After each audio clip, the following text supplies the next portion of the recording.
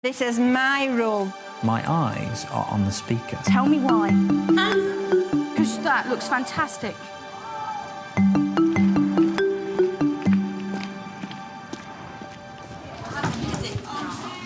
And you've poked my eye. 9-2? It's the first day of term for the class that everyone dreads, 9-2. In the past, they've brought teachers at St Edward's to their knees. Uniform, please, top button. Top button undone. Former Teacher of the Year, David Torn, is determined to turn them around. John Bailey's here to observe. OK, 9-2, listen up, please. Thank you. 9-2, listen up. Thank you very much. I'd like to remind you of the 2 golden rules which have just been introduced, OK, for the whole school. Excuse me, young man.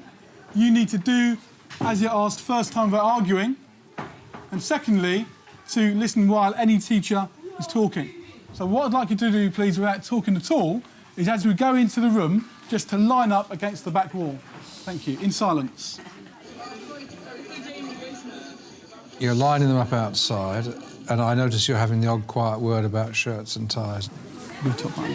I think that what you're doing is you're establishing your authority really early. Your top buttons on up. And you're setting standards. When they come in the door, they're coming pretty close to you. You're using some kind of physical presence there in that doorway as well. Your shirt's hanging out. Can you sort it out, please, before we go in? Well, first of all, you're right. It's about establishing authority. Eye contact is really important. Meeting and greeting with students. I think part of that is probably instinct, and part of it is just body language, and not to be threatening, to have presence, really. While I'm positioning you, I would expect none of you to be talking, and I'm physically going to show you where to sit, all right? OK, so can we have Tiffany over here, please? Stand behind your chair and put your bag on the floor. Can I then have Emily here, please? I've seen lots of teachers explaining a seating plan to students, but I noticed that you're being an usher. You're going around putting them in their seats. I happen to think that's enormously powerful. I think it's a really strong kind of dominance trick. How and why? I could put a seating plan on the board, an electronic whiteboard, you could do that. But I know from experience that I'll have 10 or 12 minutes of kids saying, where am I, and is that me, and all this, and so that's why I avoid that. After Zoe, can I have Letitia and Sam? OK? Right, the first row, you may sit down, please. Most of it, not all of it, was alphabetical. OK. So the kids think I know their name straight away. I've just met them, but I look at who's in the 4th seat. It must be Rebecca. And I say Rebecca, she thinks I know her name. Well, I've just met her. You're teaching yourself their names while you're doing it as well, aren't you? Because you're doing some kind of kinesthetic thing. And Rebecca. And the second thing is that from day one, I want them to know who's in charge of the classroom, and it's me. I'll say this quite clearly. I, took over 9-2. I volunteered for this class. Excuse me, young man. And I volunteered, actually, after hearing quite a, you might have had quite a bad press about you. You don't want to teach 8-2, you don't want to do that. And I thought, no, I do not believe that students are like that. And today, do you know what? I'm going to liberate you. The label you were given in 8-2 as the worst class in Year 8, that's the label you had, I'm going to throw it away. That's actually not true. That is not true. However, what might have been reflected was perhaps 4 or 5 personalities dominating the class. That's over now. So the rest of you who have not been getting practice education you deserve, hallelujah. Because from today, you will be. And I can guarantee you that. It feels to me like you're sending a message to the rest of the class when you say it's over. It's almost as though you're saying, I know what's been going on here, and you're appealing to the broad majority in that class who want to learn and saying we can get on with it. What was your thinking when you were saying all that? When I said to them, first of all, I want to throw away that label, I almost want to give them a new label, which is going to be, you are a fantastic set of individuals. I do know as well that, one of the most powerful influences on achievement is peer pressure. And what I want to do is say to these kids, look, it's OK to achieve. In this classroom, there will be a culture of success, and you'll be able to actually, not show off, but show that success, and it'll be acceptable. So it's not veiled threat. It was a bit like saying to these kids that have been having a stranglehold in this class, that's finished now. you know, every time I teach a new class, I tell them a little bit about myself because I think it's important for that relationship to happen. I grew up in Hackney in the East End. And, excuse me, thank you. And when I grew up there in the 1980s, Hackney was one of the poorest economic areas, not just in Britain, but the whole of Europe. So I had 3 brothers, and all of them missed out on their education. They bunked off, they got expelled, etc. And I was the youngest one there. My mum died when I was 10, and I thought to myself, I have one chance, and I'm not going to muck it up. And that chance for me was education. There, you know, it didn't come from a family where if I failed the exams, parents would pick me up. That didn't happen. And I grabbed onto that chance, and I went to a school called Hackney Downs School, which for me was a fantastic school. For me, it's like a religion. I am absolutely committed to education. I want to tell you that, so from day one, you know that expectations are massively high, all right? But let's just go through what you've done there. You've made a personal revelation about yourself, and not everyone would choose to do that. Just tell me why you did that. You know, going to Hackney Downs School and having teachers believe in me, and then being able to progress and get a career in education, I know firsthand that education changes lives. What I'm trying to do is, it sounds a bit cheesy, but I'm buying into their hearts on day one, deliberately. If they believe in my philosophy, I've got them, and I've got them forever. And the chances of them doing well at history or doing well at school are going to be far greater if there are teachers that are willing to actually say, look, you know, here's a bit of me. This is why I'm doing it. Yeah, and that phrase you use, it's a religion with me, that's very powerful. I would feel inspired, and I would take you very seriously if I was being taught by you. I'd like you to turn to the inside cover of your book. OK, I'd like to take a look at the rules, if you like, in the book. I think they're quite reasonable. It says, enter all history classrooms in a quiet and orderly manner. Now, I don't think you managed that outside. Congratulations, you did manage it when you come in. It wasn't perfect, but you know, you managed it in the end. I actually want to see it perfect. Please raise your hand if you want to say something. And please remain in your seats for the entire lesson. Quite often lessons won't be seat-based. We might have lessons where we're in the drama room or something. But for an academic lesson, I would appreciate it if you remained in your seat. OK? So far, any unreasonable things? No. OK, thank you. This isn't one of these classes where we sit down and say, let's all write down on the paper what rules we think we need to have.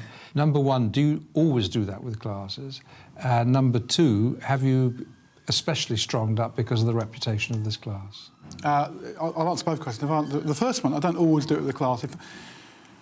I had a year 10 class prior to this, and it was their first lesson, and you know, very strong year 10, and we had a quick discussion of the rules. I didn't put them in their book, and they're very mature, and we literally got on with the work.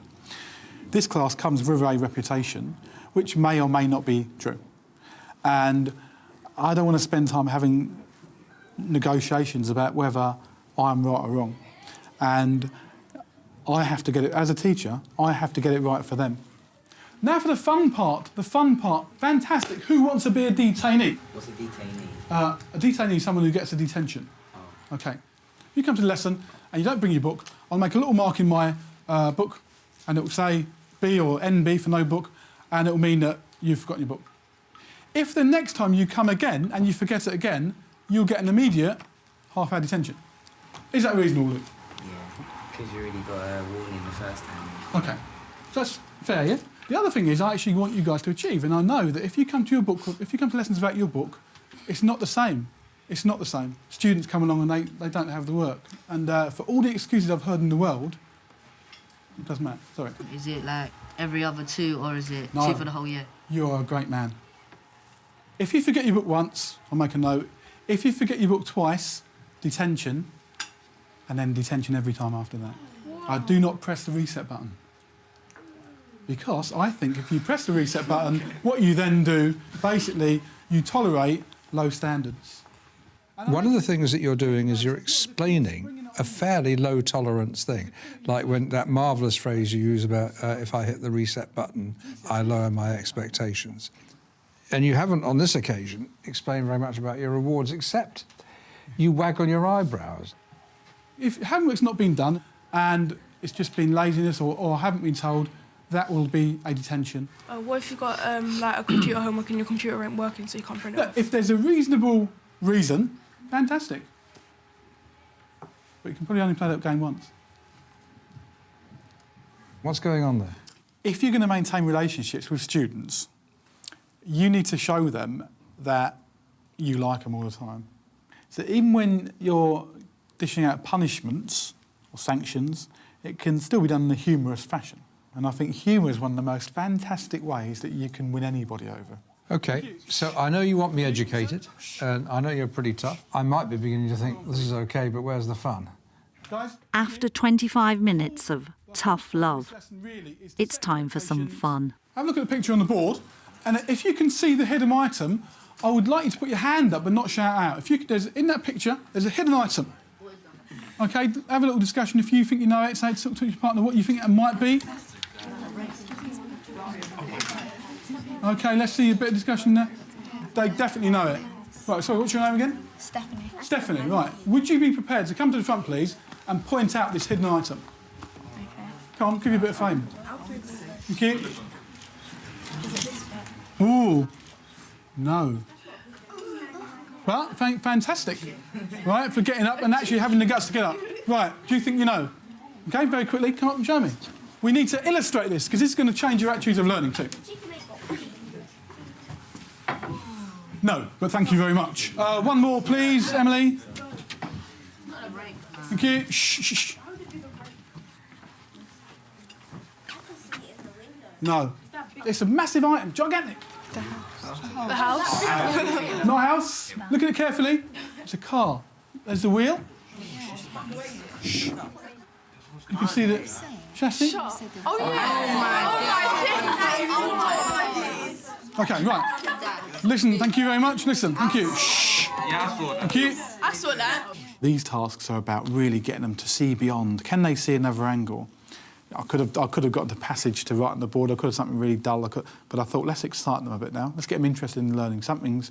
I want to get them hooked straight away.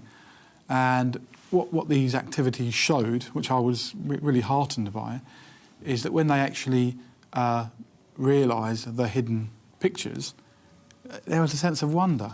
And you were giving them some performance opportunities. There are, there are children coming up out of their seats. Be active, yeah. I'm already beginning to smell that I don't just have to sit in my butt and listen to you for the rest of the year. Yeah. OK, so so that's very good. This is a kind of low-risk exercise. Yeah. And everyone can join in. Yeah, everyone can join in. Trying is the most important thing, and there's a low jeopardy if you're wrong. Yeah. You need to make sure before you leave, please, that your uniform is perfect. And when I was thinking about how the lesson went, I was trying to think what I would think if I was a child in your class and I left the room. And I wrote down, he's tough, but learning is fun, and he believes in me. Oh. Is that what you want me to think? That's lovely. And I do believe in them. I might not always appreciate their behaviour, but I believe in them. And sometimes it takes a couple of years for the kids to see that. But they'll come good in the end.